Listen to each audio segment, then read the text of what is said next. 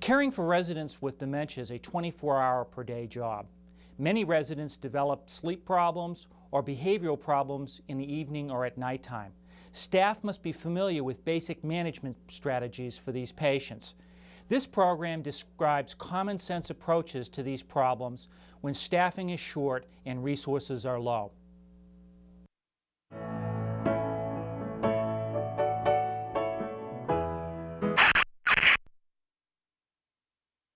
Sundowning is a term associated with the agitation that some residents experience in the late afternoon and early evening.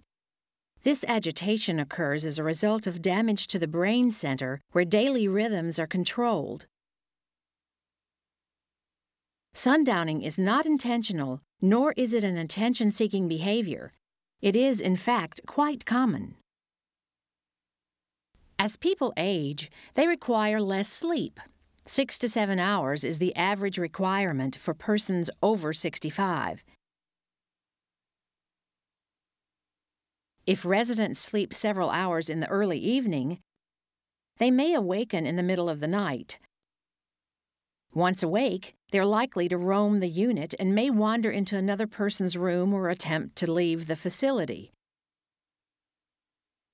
Sedation is not the answer and may merely delay the problem until the day shift begins.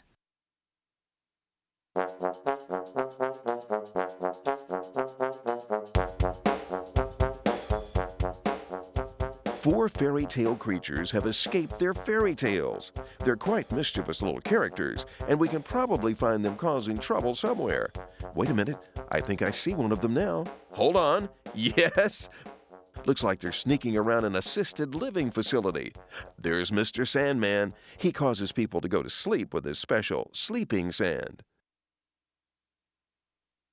You'd have to have a lot of energy to keep up with this little guy. This dwarf is really hyperactive. There's one more. Yep, that's him, the Shadow. He's hard to spot at night, which is fine by him because he enjoys scaring people.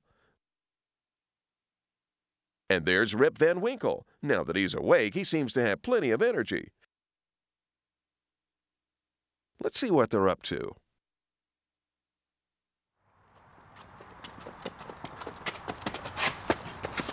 We ought to be able to get in pretty easy. Tina's out with her boyfriend again.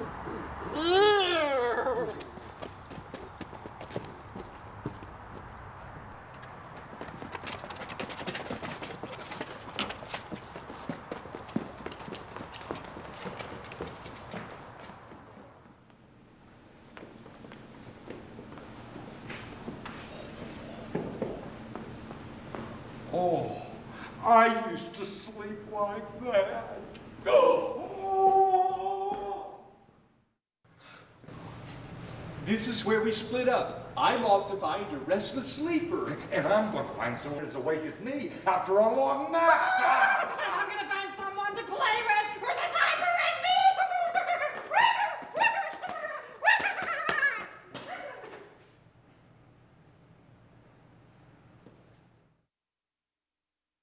Nocturnal wanderings require assessment and may occur from a variety of reasons: pain, hunger, thirst, medical problems, or poor sleep hygiene. Sleep hygiene problems include excessive daytime napping, caffeinated beverages in the evening, medications or medical treatments that disrupt sleep, such as nebulizer therapy, excessive laying in bed, and noisy roommates that disturb sleeping. To prepare residents for bed, they should be dressed in warm, safe nighttime clothing. They should toilet. They should put away dentures, hearing aids, glasses, and other equipment appropriately. And all medications should be taken according to medical instructions.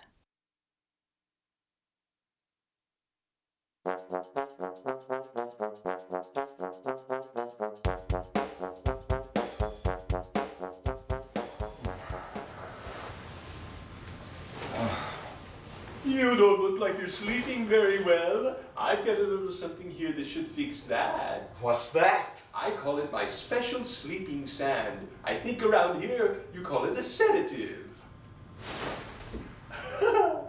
You should sleep better tonight. In fact, you'll probably sleep all day tomorrow, too.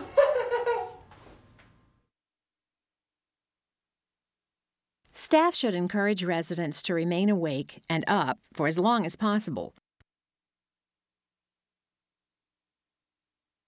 Putting residents to bed at 8 or 9 o'clock assures that the resident will arise at 2 or 3 o'clock in the morning.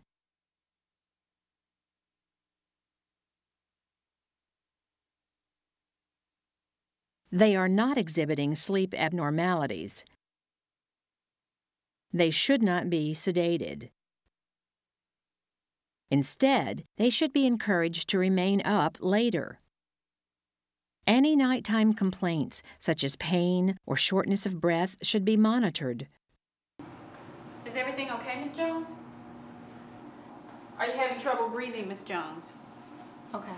Is everything all right in here? No, Miss Jones is having trouble breathing. Could you call the... Residents with a past history of these symptoms should be transferred to an emergency room immediately unless an on-call supervisor expresses otherwise. Any nighttime pain should be considered serious and investigated appropriately.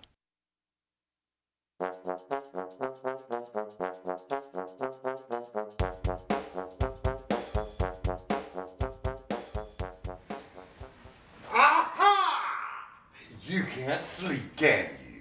Well, no, I had a little nap today. Great! We can hang out together. You want to talk about a nap? I can tell you about a nap. I probably won't sleep again for the next 2 or 3 years. What are you gonna be up to? Regular evening checks should be conducted as quietly and with as little disturbance as possible. Some residents may be unable to cry out or ask for help if they are frightened. Low-beam flashlights directed at the floor and silent movement within the unit are critical. No loud playing of radios or televisions either. Staff should never sleep or leave the facility under any circumstances. Visiting friends in the parking lot or allowing friends to visit inside the facility are inappropriate and constitute neglect. Safety is the objective for all concerned.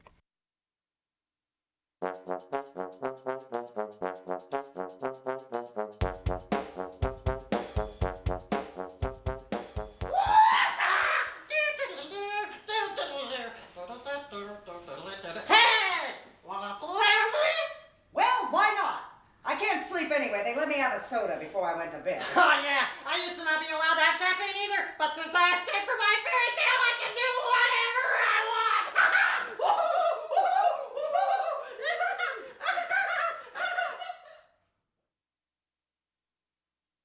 Darkness can also present additional problems.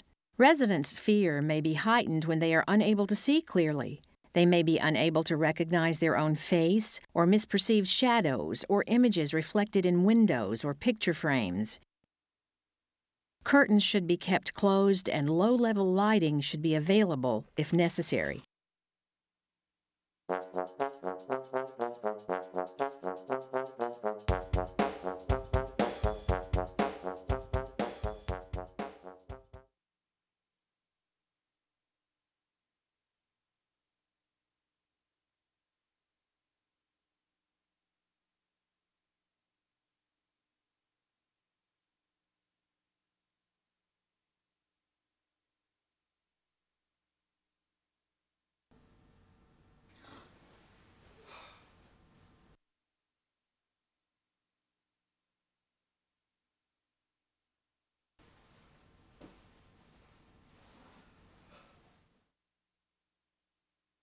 During rounds, nighttime staff should survey the floors and clear any objects that could cause falls. Emergency numbers must be easily accessible. Staff supervision should be readily available. Emergency situations must be rehearsed to assure that proper procedures will be followed. Staff must remain calm, call the EMS, and provide accurate directions to the facility. assign a staff member to stay with the resident so that they are never left alone, send another staff member to wait at the appropriate door to escort the EMS to the resident's location, provide emergency medical information, call supervisor and family when time permits, check other residents to make sure no other matters have arisen that require attention, and document events. Come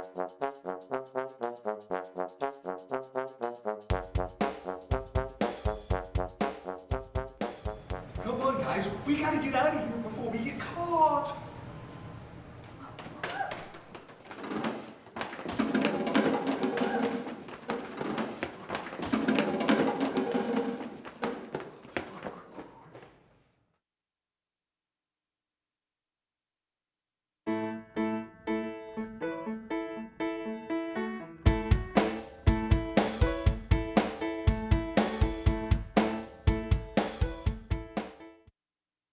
Night shifts often wake residents in the morning for their daily bathing, dressing, and toileting. Residents with dementia awaken slowly and are often more confused upon awakening. A slow, steady approach works best. First, introduce yourself. Next, orient the resident. Then smile and create a warm environment. Residents should not stand suddenly as blood pressures may drop with pooling of the blood in their legs. First, they should sit on the edge of the bed and then slowly stand with assistance. If soiled, the residents must be changed. Prolonged exposure to wet clothes or diapers can damage resident skin. Day shift should be informed of any problems or incidents of importance before the night shift staff leaves. Excellent communication is a must. All details about physical or behavioral problems are important. As we've seen by interrupting your video many times, 4 fairy tale creatures were able to wreak havoc on an assisted living facility. Let's do a recap and find out why. First of all, staff should never leave the facility under any circumstances. That includes your girlfriend or boyfriend. Staff should never fall asleep under any circumstances.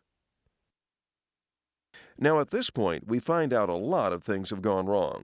If the staff had done their jobs correctly, all the residents would be asleep and there would be no fun for these little guys to have. But this is not the case. As we see here, this patient is restless, so Mr. Sandman decides to do him what he thinks is a favor and sedate him. Sedation is not the answer and may merely delay the problem until the day shift begins. Allowing residents to take excessive daytime naps is poor sleep hygiene. Like Rip Van Winkle here, they'll wake up and never want to go back to sleep. Allowing caffeinated beverages in the evening is poor sleep hygiene. Trust me, you don't want your residents acting like this guy. Also remember that darkness can be scary to a resident, especially if they can't see clearly. Keep curtains closed and low-level lighting available. And finally, remember to clear the floors of objects that could cause falls. Safety is the objective of all involved.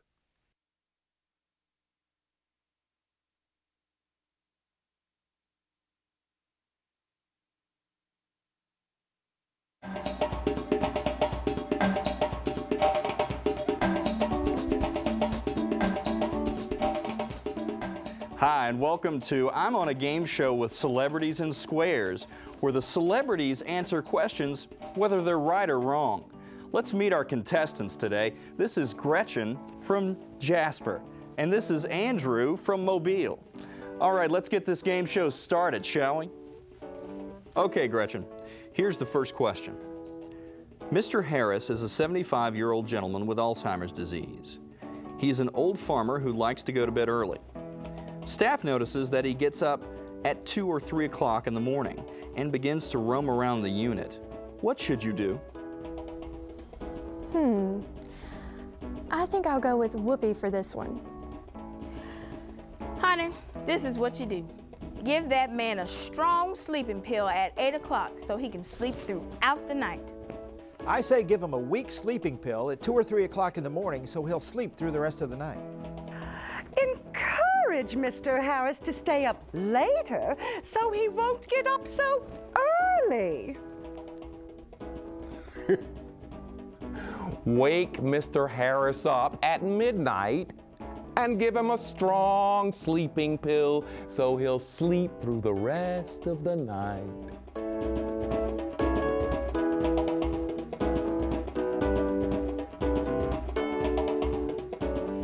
Alrighty then.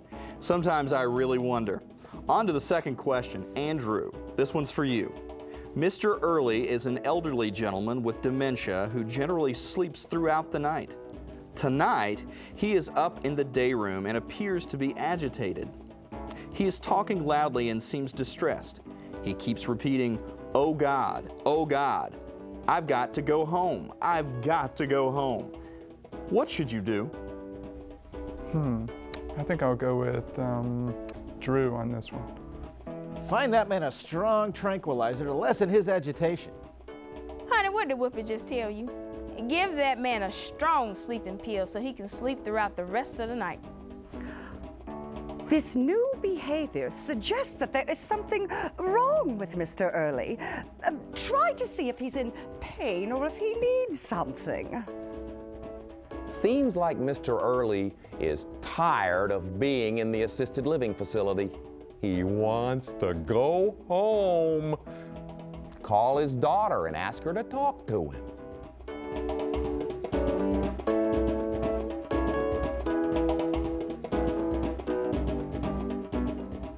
Gretchen, this one's for you. Miss Smith has moderate dementia and multiple medical problems. Despite her health problems, she generally sleeps at night. Suddenly, at 11 o'clock, she awakens from sleep and appears quite distressed. She tells you that something is wrong, but she cannot explain what her problem is. What is the best explanation for Miss Smith's distress? Tough one, Bert. I think I'll go with Drew for this one. You know, residents with Alzheimer's disease are afraid of the dark. She just needs to be reassured.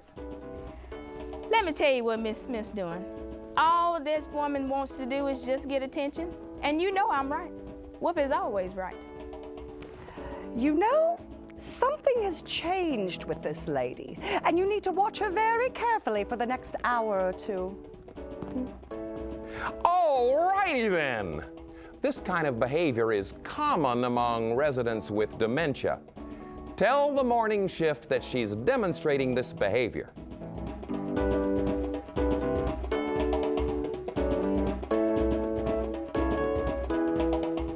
Okay, moving right along. Andrew. After about 30 minutes, Miss Smith continues to complain about feeling bad and asking for help. She appears somewhat sweaty and clammy. What should you do? Let's see, let's go with old Whoopi on this one. You know what you should do? Turn off her light, close her door, and let her just sleep her problems away. Ain't that right? Give her a big sleeping pill so she doesn't wake up the rest of the residents. At this point, you need to call your supervisor for assistance and advice. Now, if you can't reach the supervisor, you should take Ms. Smith immediately to the emergency room, unless her family refuses treatment. Duh. Give Ms. Smith some Tylenol and a cool drink, which will help with the sweatiness.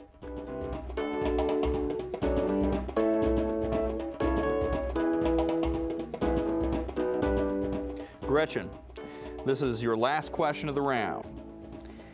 You're working at night with another individual who periodically has one or two friends into the assisted living facility to visit. The facility policy clearly states that no one can be in the facility unless they are family or employees. Your partner does not make her rounds when she is visiting with her friends. What should you do? Okay, Bert. I think I'll go with Liz for this answer. tell them to be quiet and not to bother the resident. But don't tell your supervisor because then you'll both get into trouble. Hey, don't say anything at all. People will think you a snitch. And besides, those are patients. Let her worry about those problems. You could invite your friends over to the assisted living facility. That way you could both have some company. Your responsibility is to tell the unauthorized visitors to leave the facility immediately. Tell your colleague that she is jeopardizing the safety of the facility and both of your jobs. And tell your supervisor in the morning so that appropriate action can be taken.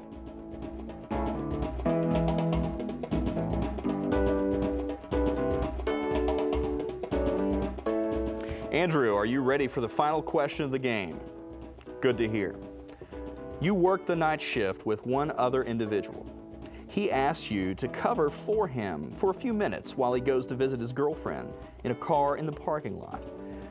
He is gone for over 45 minutes and he fails to complete his resident checks.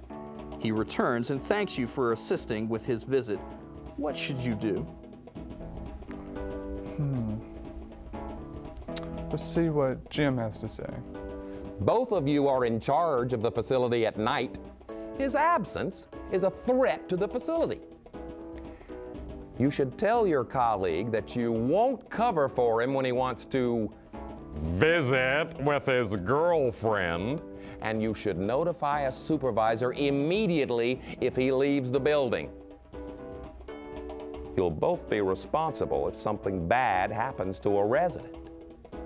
Honey, let me tell you, don't say anything. He'll think badly of you if you tell your supervisor. Invite your boyfriend over the next night so that you can spend time with him. Don't say anything to anyone. If something happens to one of its patients, then it's his fault and he'll get fired. This is not your problem.